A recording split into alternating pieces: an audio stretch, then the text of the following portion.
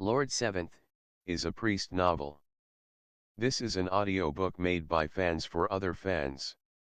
Disclaimer. The main couple of the story is made up of two men. If you don't like it, don't listen. Thank you.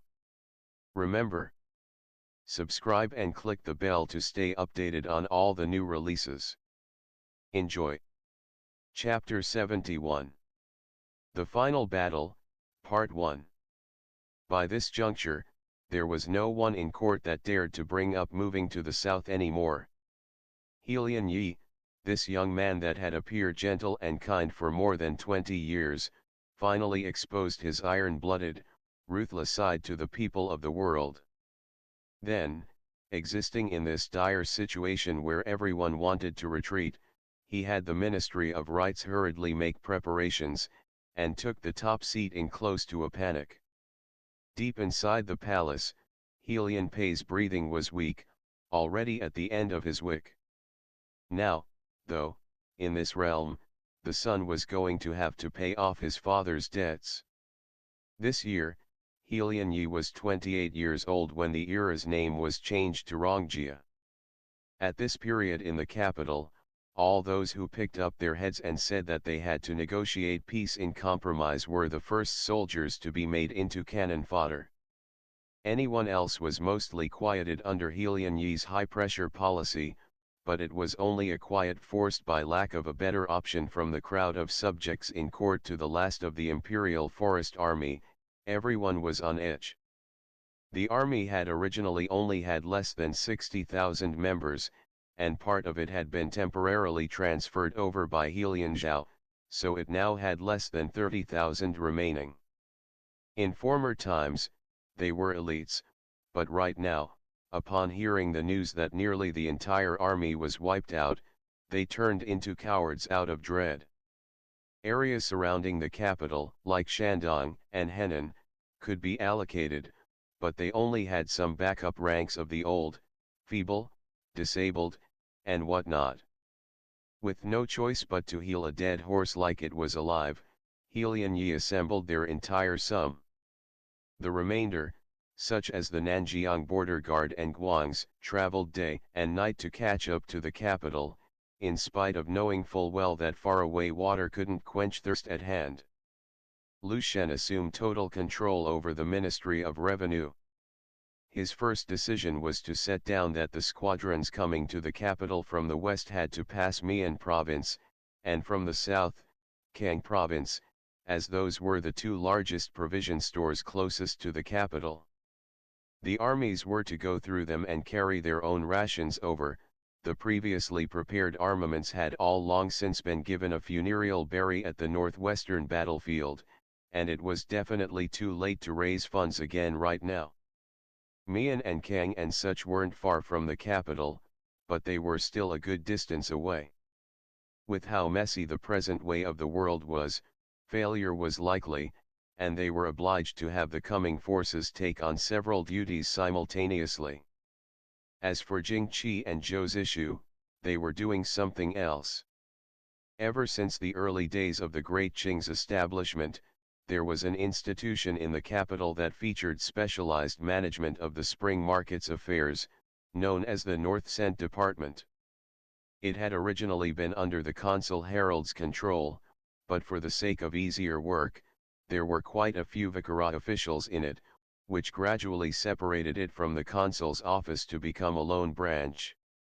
Spring market dealings had typically been in the northwest, and only once per year. The branch generally didn't do much work, yet it carried a lucrative position. Zhao Zhenshu once had countless dealings with the vicarat chief, ChiChi. Inside the transactions of money and power, it could be claimed that Zhao Zhenshu had single-handedly reared this wolf, and the department had nearly turned into a secret thread between Zhao Zhenshu and the capital's business. Zhang Jin had never meddled in these private exchanges, either, because foreigners were ultimately just foreigners, and it oftentimes wasn't good to be linked with them in the Great Qing's internal political strife. For that reason, at the time of the Great Purge of the Northwest, these big-headed, fat-bellied vermin miraculously escaped it. Starting from the very day the Northwest went into a state of emergency, Helian Yi had Zishu keep a tight watch on this group.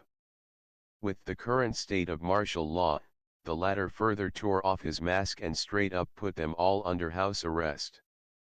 Jing Qi understood, of course, that these fatties with stomachs 2 times rounder than their heads, and who hadn't looked a nomad for ages, only truthfully had things to do with money, having no relation to this war at all. Perhaps even Xi himself had no idea what they had done. Even so, he needed a little something right now that evoked even stronger emotions in the city, for warding off those fears of the Vikara warriors are all indestructible that were spreading around like a plague. He had never been a take-charge individual. He was more than enough for handling things and making ideas as a supporting role, but he wasn't unwavering enough, and seldom had the drive to act alone. However, he understood the human heart better than anyone else, and he knew that, at this time, the most frightening thing was not the large Vikara army watching them like prey, but rather the scatterbrained and flustered minds in the capital. No matter whether they were legitimately discovered or fabricated out of nothing, Zishu made uncountable charges against everyone in the North Cent department with extreme efficiency. Regardless of them being real or fake, they had the utmost of provocative power, and recounting clause after clause of them only made those that didn't know the truth itch to peel the skin off of these awfully guilty people. Therefore, on that day, Jing Qi took about 100 members of the Imperial Forest Army to hem in around the department with no warning in the slightest. Without even a hello, people were dragged out of it one by one, stripped of their officials' uniforms right on the streets, and hogtied. While he instructed someone to send the news back, he had another methodically organize a string of accompanying confiscation operations. After that, he rode up on a horse, expressionlessly ordering that these shivering people were to be individually bound to large wooden poles. Behind those poles would hang a massive white cloth upon which who these people were would be written, whether they be Vikara or their scumbag lackeys in the Great Qing, along with a point-by-point list of what crimes they had committed. Then, he personally brought them in a parade through the streets. Taking into consideration that there were many among the citizenry that couldn't read, he borrowed 2 major experts under Zishu's command, Lu Yu and Duan Pengju, to follow him on the journey. Applying their internal force, they would read aloud word by word as they went, and could be heard clearly from far away. People poured out of the alleys of the capital as if a celebration was going on. The commoners and the soldiers keeping order all congregated on both sides of the main street. It was unknown who took the initiative, but they threw a chunk of rotten, leafy vegetable onto the head of the director of the North Cent department, who had been loudly shouting that he was falsely accused. Slowly, the feelings of the crowd began to stir. Stones, rotten vegetables, spit, and whatever they had was what came smashing down. The troops that had been assigned in the name of keeping order had been able to stop them at the onset, but they were human, too, and some had friends and relatives that had died in the big Northwest. As a result, the soldiers and citizens became one family later on, and the hurling morphed into stomping and beating them up. They were informed that these people, these big-headed, pot-bellied, fat people were Vikara. They were not all-knowing, nor were they indestructible. It was these outsiders that were currently blowing a foul stench onto this mild, peaceful land of gold dust, killing their brothers and families, and causing the chaos to separate people forever. Without anyone realizing it, Jing Qi and Zishu had withdrawn to outside the circle for observation. Jing Qi stood on a tall building, watching quietly for a while before he said, "Zishu, later on, I'll have you mingle in with the commoners to keep a bit of the spirit up. Those that weren't beaten to death are to be given another strike on their skulls. Those that died are to have their corpses collected once these people have dispersed, and then their heads are to chopped off and hung up on the city gate. Zhishu exhaled lightly, shaking his head with a grin. Prince, you don't know this, but even I've got the feeling of a sigh in my heart, like a huge rock that's been suffocating my chest has exploded apart. Jing Qi narrowed his eyes, inclining his head to look at him. I heard that you were finally willing to send Lil Yang away. The other shook his head again and smiled painfully. If he doesn't leave, I'd still have to mind him. In the case that he gets into trouble at a time like this, I won't have the leftover energy to wipe his ass for him and get someone to abduct him by force. Take care that he doesn't say that he'll hate you forever, Jing Qi answered with a skin-deep smile. Prince, love is deep only when hate is definite, Zhishu joked. This subordinate doesn't have the attractiveness that you do, Prince. Staring blankly for a short instant, Jing Qi then frowned as he looked at him. Are you actually making fun of me? The other curbed his grin. You have to take care of yourself by every means, Prince, don't ruin your health by getting angry. I'm still awaiting the future of coming to ask you for a cup of good wine. I heard that Nanjiang's 5-poison wine can be a great tonic. Jing Qi's originally somewhat solemn appearance swiftly unfurled. Following a moment of quiet, he softly replied, with your blessing, old friend, if I really can live to such a day, then the wine is nothing. I'll even tell a pretty, small-waisted Nanjiang lady to be your wife. Prince, a nobleman's words are as a whipping of 4 horses. You have to keep your word, Zhishu said quickly. Jing Qi reached his fist over, raising his brows as he looked at him. Zhishu smiled, then reached his own fist over as well, lightly bumping against his. It's a deal. After that, Jing Qi started to undertake divvying up the entire capital into several districts. Each one was appointed a person specially in charge of rationing food and supplies for every household, every day. He also ordered people to clear up a couple of roadblocks on the only road the ranks ordered to enter the capital could take.